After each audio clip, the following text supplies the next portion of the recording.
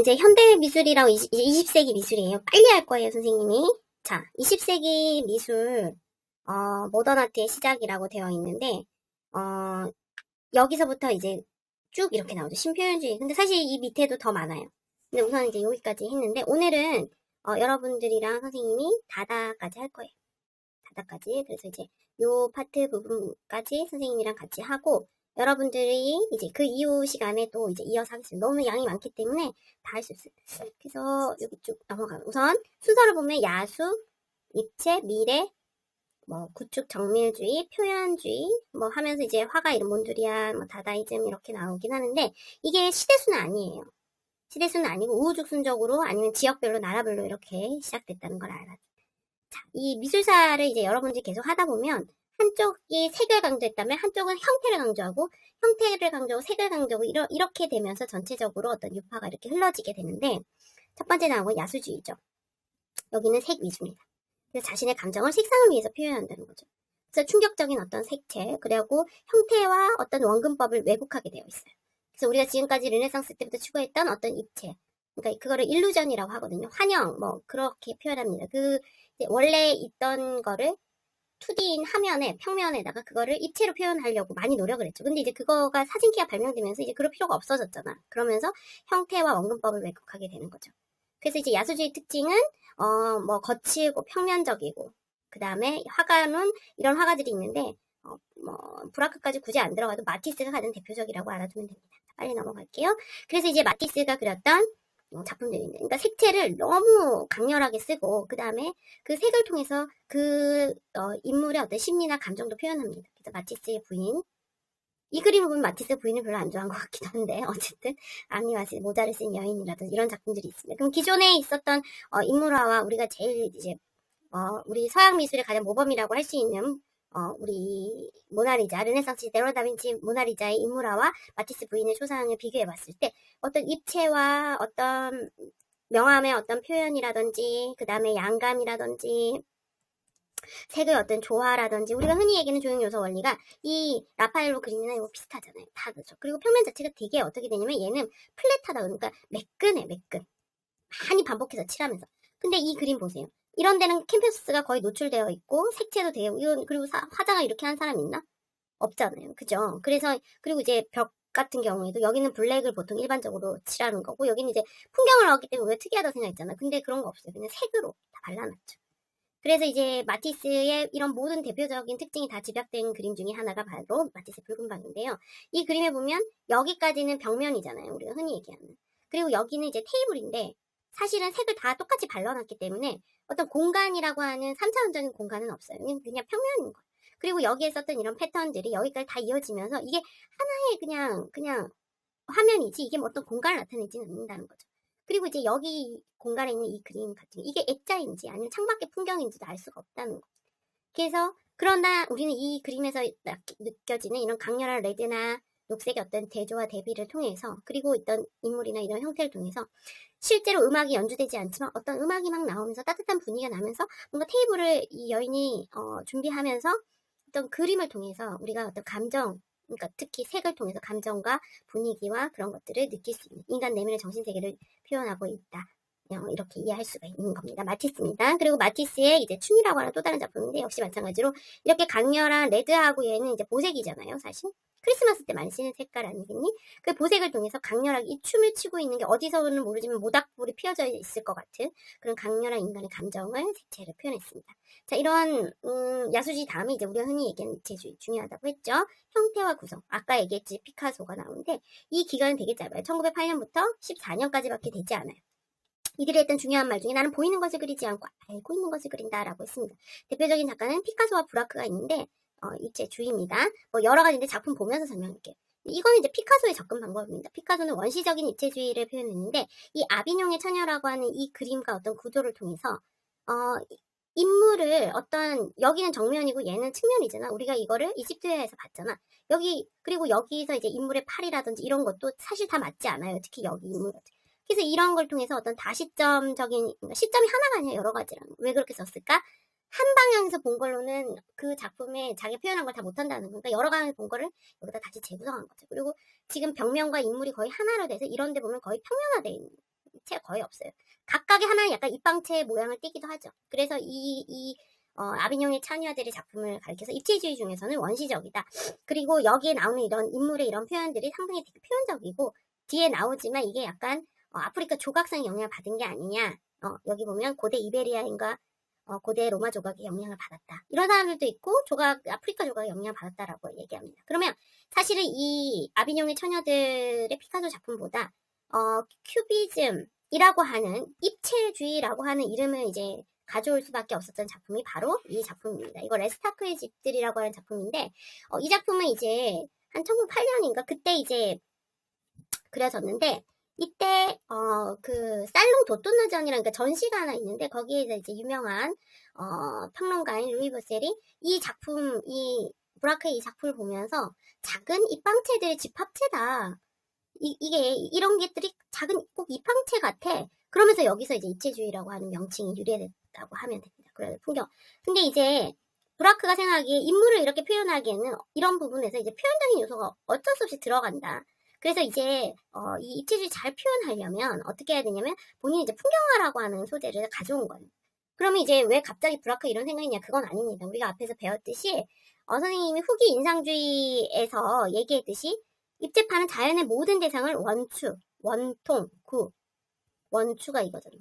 원통, 구로 취급된다는 세잔의 말을 중심으로 원근법과 명암을 중요시 여기지 않으면서 단순화된 형태를 통해서 조형의 색상과 사물의 어떤 본질을 추구할 수 있다라고 합니다. 그래서 이제 이런 식으로 그린 거죠. 이제 이렇게 그리다가 이거는 이제 아까 전에 우리 그 아비뇽의 처녀들 작품들 여기 이제 아프리카 조각상 같은 영향 받았다라고 하고 초기 스케치, 러프 스케치고요. 그러면서 이제 둘이서 같이 거의 살아요. 살면서 이제 그 브라크하고 피카소가 막 이제 입체주의를 더 발전시키는데 이제 이렇게 막 대상을 엄청나게 분해합니다. 그래서 색조를 단일하게 하면서 형태의 색에 의해서 형태가 무너지지 않게끔 그러니까 색채를 단순하게 쓰면서 막 분석을 엄청 하는 거예요. 이거는 정말 어떤 초상화가 있는데 종이를 발기발기 이렇게 찢어가지고 다시 재조합한 것 같잖아. 근데 이러한 이미지로 그래서 다시점으로 관찰하는 재구성하고 각각 면으로 분해해서 다시 재구성한 그런 경우라고 할 수 있죠. 그러면서 이제 종합적 입체주의로 나면서 이제 이렇게 그리다 보니까 이제 그림이 다 비슷해지게 된 거야. 이런 스타일로. 그러면서 이제 아니 이제 조금 더 좀 다른 스타일로 가야 되겠다 하면서 이제 종합적 입체주의로 넘어가면서 형태와 장식이 들어오면서 이때 당시에 이제 콜라주가 나온 거죠. 아까 현지가 설명했듯이 지금 여기에다 이제 캔버스에다가 이렇게 그렸어. 이 형태를. 그런 다음에 이게 프린트된 종이야. 여기를 이제 프린트된 거를 여기다가 붙였어. 그런 다음에 이 밧줄을 이제 이 캔버스 옆에다가 또 붙인 거죠. 그러면서 이제 여기에 있는 요런 형태들, 레몬, 이제 그 프랑스는 레몬을 많이 먹잖아. JOJ가 보통 신문, 프랑스어로 주르인데 신문 같은 게 텍스트 들어가고 여기 위에다가 또 덮어가지고 유화로 이렇게 그리기도 한 거죠. 이게 바로 최초의 콜라주 작품입니다. 자, 그래서 콜라주는 풀로 붙인다라는 뜻으로 브라크, 피카소의 입체파들이 유화의 한 부분에 뭐 신문지나 벽지 등을 붙였는데 그걸 처음에는 빠삐에꼴레라고 불렀습니다. 근데 이제 이 수법이 점점점 발전이 되면서 이제 다른 지적인 재료들도 붙이게 되는 거죠. 그래서 이제 보면 다다이즘 시대에 빠삐에꼴레를 확대하여 실판, 머리칼, 깡통 등 캔버스 전혀 이술적인 재료나 잡지를 오래 붙인 사람에게 연세가 이렇게 있게 하는 냉소적인 충동을 겨냥할 때 그런 거를 이제 느끼게 하고 그런 다음에 이제 나중에 사진이 들어가 사진을 막 붙여요. 그건 또 포토 몽타주라고 합니다. 근데 포토 콜라주라 하지 않고 몽타주라고 해. 그래서 이제 이런 걸 많이 이렇게 막 이제 부르게 되죠. 그러면서 이거는 너무 어려우니까 뒤로 라우셴버그가 이제 이후에 또 이제 이 작품을 또 하는 게 있거든요. 이 콜라주를 발전. 이거는 이제 나중에 가서 설명하기 어려우니까 어쨌든 콜라주가 이렇게 나오고 이게 이제 처음에 이 콜라주 나오기 이제 전후로 해서 이거는 이제 엄연히 말하면 빠삐에 꼴레긴 한데 뭐 콜라주를 하는 요즘 다. 그래서 이런 건 이제 봐봐 이런 거 다 붙인 거고 이런 거는 이제 소묘로 드로잉을 한 거죠. 자 빨리 넘어갈게요. 그러면서 이제 이게 종이나 이런 신문지 같은 거 붙이다 보니까 당연히 텍스트가 들어가게 된 거죠. 그래서 이제 그때는 이렇게 텍스트로 하는 게 되게 이질적 이상하다 생각했거든요. 근데 요즘은 거의 많이 들어가니까. 그치? 그래서 유화라고 하는 전통적인 해야 방식의 틀을 깬 거다.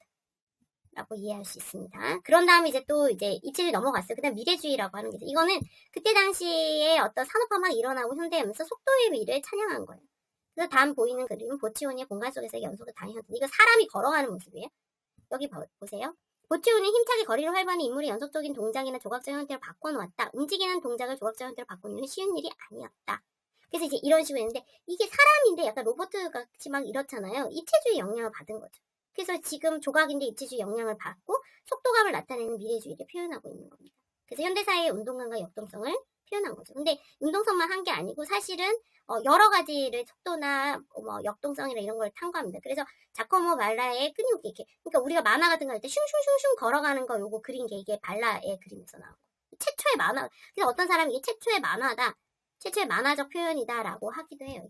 그리고 이건 이제 빛이 막 펴지면서 이제 느껴지는 그 열동성을 이렇게 미래주의 표현. 오래 안 갔겠지. 어떻게 속도나 역동성은 조금 한계가 있잖아요. 왜냐하면 점점 이런 산업화를 비판하는데 이 주의가 오래 가지는 않습니다. 미래주의 있었고요. 그 다음에 이제 러시아의 구축주의가 나오는데 이제 러시아 같은 경우에는 어떠냐면 화가들을 그 러시아 공산권이라 했나 그때 정말 많이 활용을 해요. 그래서 이제 예술가가 하나의 엔지니어다라는 어떤 개념을 통해서 표현하는데 이 사람들이 어떤 정치나 이런 거 이용하려고 하는 거지. 자기네들의 어떤 정치적 약간 공산당이라는 게 좀 있었는데 공산혁명을 위한 그런 혁명을 위한 그래서 이제 구성이 아닌 하나의 구축을 통해서 이제 그때 당시에 어떤 사회상이라든지 그들이 추구하려고 했던 정치적인 어떤 거를 표현하려고 그 대표적인 게 타틀린의 제3 인터내셔널 기념탑이었고요. 실제로는 만들어지지 않았던 이제 완전히 탑처럼 만들지 않고 이제 만들려고 하기 위해서 만들었던 모형에 지나지 않아서 사진 자료만 있었는데 그래서 이제 뭐 이런 것들을 만들었던 화가들이 이제 약간 엔지니어의 어떤 개념으로서 그 다음에 그때 당시에 어떤 정치적인 상황이 내는 거에 엄청 협조적이었다. 그래서 이제 뭐 이러한 것들이 나왔고요. 그 다음에 이제 또 한편으로는 절대주의라고 하는 것이 있습니다. 이게 완전 추상인데 사실은 요거가 먼저 나오지 이게 말레비치 건데 요게 나오는 게 아니라 먼저는 이제 칸디스키랑 몬드리안 먼저 같이 나와요. 각각 다른 곳에서 이제 일으키긴 했지만 거의 뭐 최초의 순수한 기하 추상 회화 운동 중에 하나고요. 최초는 아니에요. 왜냐면 최초는 어쨌든 맨 처음 칸디스키가 했기 때문에 어쨌든 절대주의는 어떤 기하학적인 추상에 뭐 이런 걸로 이해하시면 되겠습니다. 그 다음에 이제 이게 지역별로 이제 치고들 이제 러시아 끝났잖아. 그럼 이제 독일로 갑니다. 독일은 이거 아니에요. 이거 오타예요. 이거 왜 오타를 계속 안 치고?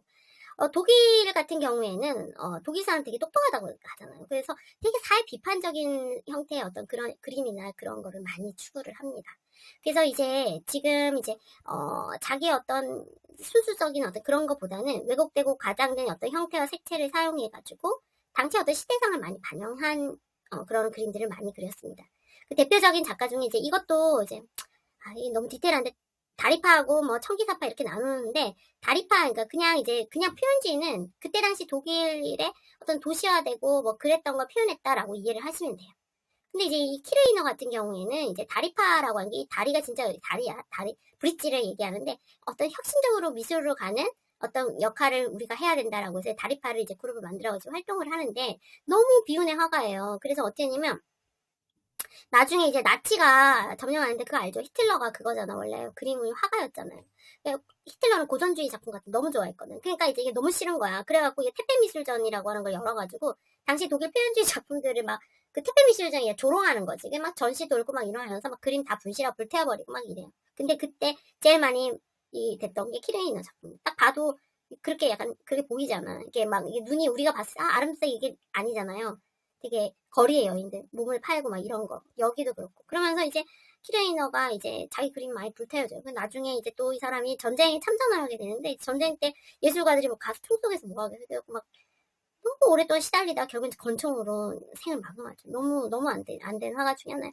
그래서 이제 키레이너가 했던 자화상인데 본인이 이제 군인이 됐을 때 군인 활동을 했을 때 하고 그다음 여기 나체의 어떤 이런 여자도 표현했는데 뭐 여자도 표정도 있어요. 눈가리가 미안 여기 동공이 없어요. 그래서 더 이런 느낌이 나는 거예요. 근데 여기 보면 손목이 또 잘려있다? 근데 화가로서 손목이 잘렸다는 거는 어떤 거예요? 이제 끝장났다는 거잖아. 그죠? 실제 잘리지 않았어. 근데 이렇게 표현한 이유는 이제 자기가 이렇게 전쟁을 하고 가서 다시 내가 그림 그릴 수 있을까? 이런 거지. 그래서 군인으로서 자화상 이러한데 이제 비운의 화가 중에 하나입니다. 그리고 이제 아까 얘기했듯이 이제 이런 사회 비판적인 그림은 키르이너 말고도 많아요. 근데 루오나 이런 데 있고 그다음에 청기사파라고 있는데 이제 마르크랑 그다음 우리가 이제 유명하게 나오는 칸디스가 대표적인데 약간 추상을 표현했어요. 근데 마르크는 약간 구상이나 동물로 많이 그리긴 해요. 어쨌든 근데 성기사파도 오래 못 갑니다. 그러면서 이제 형태를 이렇게 변형되는 그림들이 많이 나오는데 대표적으로 가장 유명한 게 칸디스키가 이때 나오죠. 칸디스키는 원래 이제 화가 그림을 막 이렇게 했던 화가는 아니거든요. 근데 이제 인상주의 전을 보고 화가가 되어야 되겠다고 생각을 한 거죠. 원래는 그거였잖아요. 법률가 교수였어요. 그래서 이제 음악을 듣고 이 사람이 이제 클래식 음악 엄청 좋아했거든요. 그래서 음악을 듣고 막 느껴지는 그 추상적인 형태를 그리다가 나중에는 이제 이런 형태의 그림을 이제 남기게 되는 거죠. 근데 추상을 이제 그러니까 제일 먼저 한 것을 이제 칸디스키라고 합니다. 발표된 그림이 우선 그렇기 때문에. 그래서 이제 이런 칸디스키 작품이 있고 이러한 그림들이 이제 음악을 듣고 즉흥적으로 그린 추상이라 그래서 우리가 뭐 뜨거운 추상이다 이런 식으로 얘기를 하기도 하죠. 그 다음에 이제 몬드리안은 차가운 추상인데 몬드리안은 또 칸디스키와 완전히 달라요. 이 사람은 신조형주의라고 했잖아. 조형인데 신조형주의. 왠지 무섭지 않아? 이 사람은 완벽주의. 그래서 추상미술을 그렸는데 잘 재현에서 벗어나서 새로운 조화를 질서를 추구했다는데 이 사람 원칙이 있어. 수직, 수평, 그 다음에 빨, 노, 파. 이 세 가지 색과 검정하고 화이트. 검정하고 화이트는 원래 색 이론에서는 안 해요. 이것만 무조건 써야 된다고 했어요. 근데 이게 초기작에 그래서 작품 제목도 컴포지션 거의 구성이 빨간 파랑의 구성. 그래서 제한된 색채로 이걸 통해서만으로도 충분히 아름다움을 나타낼 수 있다라고 합니다. 근데 이제 말년에 가면서 이제 브로드웨이 부기욱이라고 하는 작품인데 이거는 작품 제목에서 벌써 브로드웨이라고 하는 지명 표시를 했잖아요. 원래로 신조형주의 이론을 하면 이런 거 표시하면 안 되는 거잖아. 기본적인 그거 조형만 있어야 되는데 그냥 좀 달라진 거죠. 어쨌든 그래서 이제 몬드리안이 그렸던 이런 그림들이 있죠. 그래서 이제 이러한 순수한 조형 요소와 원리만으로 그려야지 무슨 화가가 사회상을 방영하고 그래. 그게 이뻐? 이거 얘 몬드리안 시선으로 독일 표현주의 그림 안 예쁘다 생각했겠지. 자긴 싫다는 거지. 그래서 사실은 이런 그림들을 많이 그립니다. 신조형주의. 우스갯소리로 어떤 이제 같이 이 신조형주의 했던 화가 중에 한 명이 아니 왜 수직 수평을 써 대각선 하면 안 되냐고 그렇게 얘기를 했대. 대각선 좀 쓰자고. 근데 칸디스 절대 안 된다. 몬드리안 절대 안 된다. 그래서 결국에는 그 사람 뜻이 안 맞아. 그 팀이 해체가 돼버려요. 혼자 계속 이렇게 그려. 그래서 이제 뭐 이런 것. 그러면 칸디스키가 했던 방법은 뭐냐? 바로 단순합니다. 칸디스 아니 몬드리안이 미안하다. 제가 요새 빨리 하려고 지금 시간이 너무 늦어가지고 근데 빨리 할게. 처음에는 이렇게 나무를 보고 그려. 나무를 이렇게 보고 그리는데 이거를 처음에 이제 단순하고 더 단순하고 하다 보니까 이렇게 된 거야. 그래서 단순화를 통해서 추상화의 단계에 이르게 된 거지. 그래서 이제 이 만화의 캡션이 재밌었던 게 1차 세계대전으로 세상이 너무 어지러우니까 미술에서라도 질서를 잡아. 그럼 이 질서라고 하는 게 뭐인 거야? 조형, 요소와 원리라는 거지. 그래서 책도 쓰잖아, 이 사람이. 원래 교수였고 하니까 논리적이니까 데스틸이 아까 얘기했던 신조형주의를 얘기하는 겁니다. 그래서 가장 기본적인 것이 아름다운 것이다 라고 했죠. 그래서 이런 추상 표현을 이해하고 뭐 작업실도 실제로 이렇게 했대. 흐트러지고 이런 거 이봐 완벽 균형을 쉽게 만들어 무서워 이런 사람 어떻게 살아. 하여튼 이렇게 평생을 살아 얘가.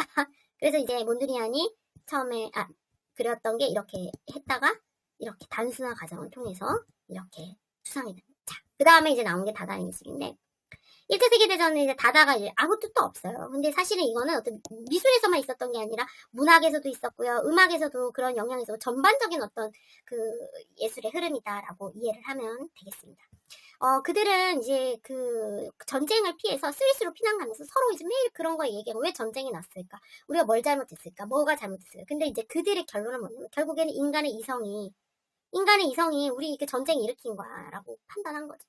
우리 이성적으로 행동해라. 이게 되게 좋은 말이라 생각했는데 전쟁으로 사람들 너무 많이 죽고 힘드니까 결국에는 그 이성이 이렇게 전쟁도 일으켰다는 거야. 그래서 이성을 부정하죠. 그러면서 어떤 상상력이라든지 어떤 무의식의 세계 이런 걸 탐구하게 돼요. 그래서 아까 얘기했듯이 여기 슈비터즈 작품이 나오죠. 그죠? 슈비터즈 여기 보면 그는 거리를 배회하며 차표나 단추, 종이, 버려진 물품을 수집하고 다녔다. 그리고 그것들을 모아 화폭에 붙여 메르치라고 이름을 붙인 아상블라주 조립을 만들었다. 캠퍼스 유화를 그리는 대신 비예술적인 재료를 사용했다. 결국에 이게 나중에 나타내는 정크아트의 어떤 시초라고도 할 수 있어요. 슈피터스 작품을 가져온 거. 이건 이제 일반적인 꼴라주 작품이죠. 그죠? 그러니까 빠삐에 꼴레라고 거의 할 수가 있는 거예요. 종이 위주로 붙였고 여기 보면